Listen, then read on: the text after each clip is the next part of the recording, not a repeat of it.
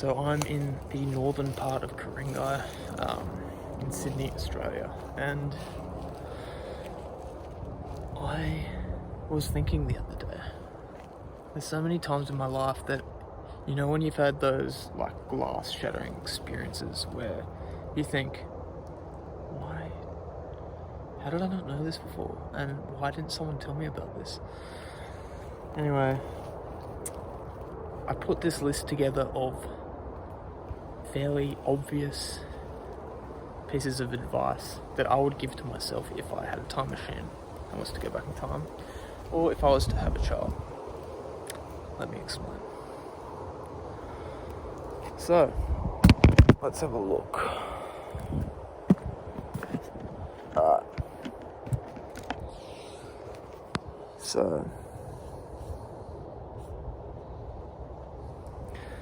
So the first thing, I wrote this down since I was since I left school. So my apologies if they're extremely obvious or a bit simple, but the first one is be the master of your own destiny. Start by cleaning your room. This is probably a more recent one. I think the clean your room meme was popularized by Jordan Peterson. It's basically the principle that it's the principle of baby steps. If you start taking control of a small part of your life, it will have flow-on effects with the rest of your life.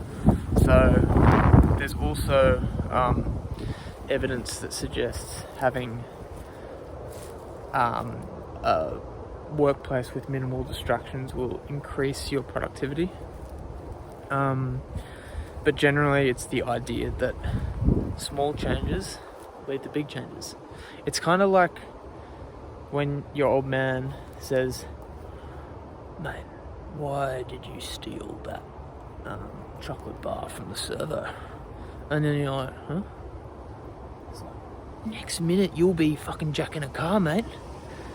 It's the same kind of thing. Little changes lead to big changes. The next one, I don't know why the fuck I wrote this, but it says buy a plant, have some personal responsibility. The equivalent to this is, I have a couple of mates that have, they had their first child, or they got a pet, or whatever it may be, something they had to look after. And it's ironic, right? When someone's struggling with their life, the last thing they want to hear is, "Oh, you should put some more on your plate, bro. You should add to that dinner plate. You should add a fucking 5 sangers and a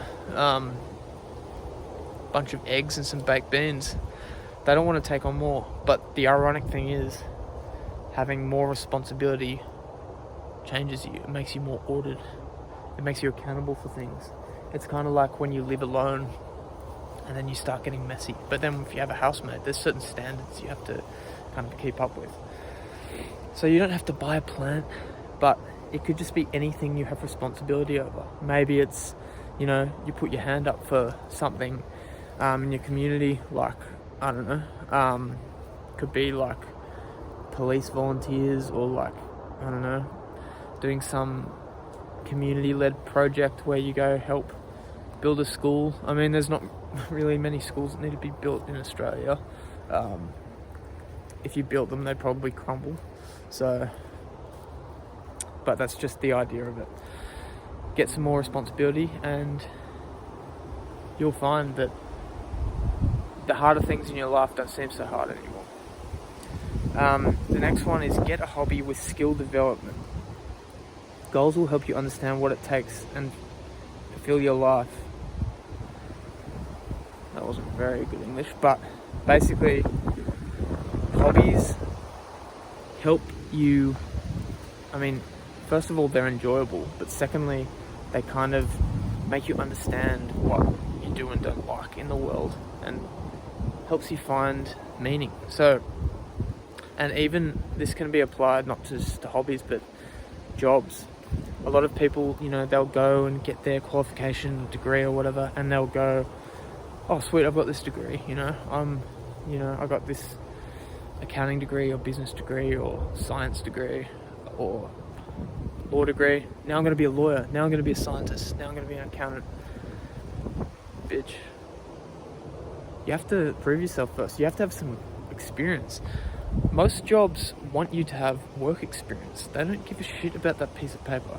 I mean, it does help with a lot of different types of jobs, but it's equally important to have some experience. So, and the other thing about that is that if you go straight out of whatever you've studied or you've learned, you've done a trade at TAFE or whatever it may be, you don't actually know whether you like it until you get into it. So it's good to have a whole bunch of different jobs to find out what you don't like. So it helps you find what you do like a lot sooner. A good example is what I did. I studied commerce and psychology. I tried to keep it really broad because I was more interested in the science side of things. One of my biggest hobbies was music writing, so I had the science and the art covered, and then the commerce degree was kind of practical. It was, my old man saying, well, you need to make money off something, so learn how to make money. And I don't regret it at all.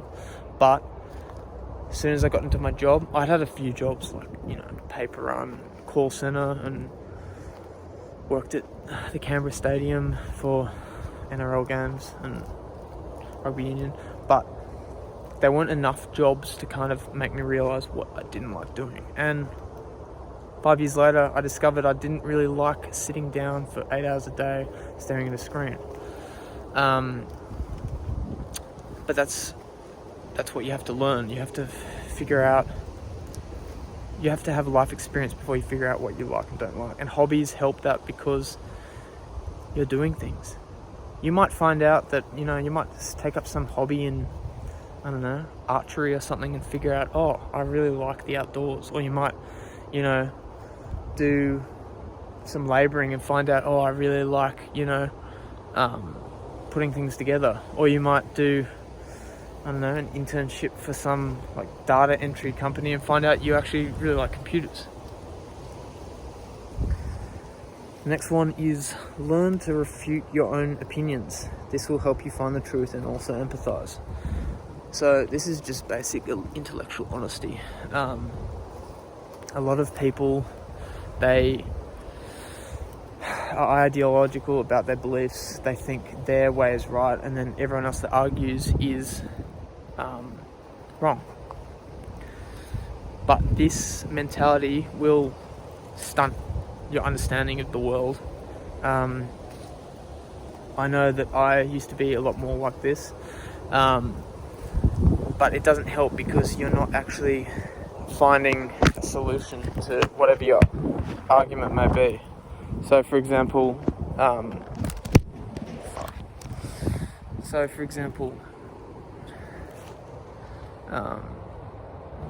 fucking hell.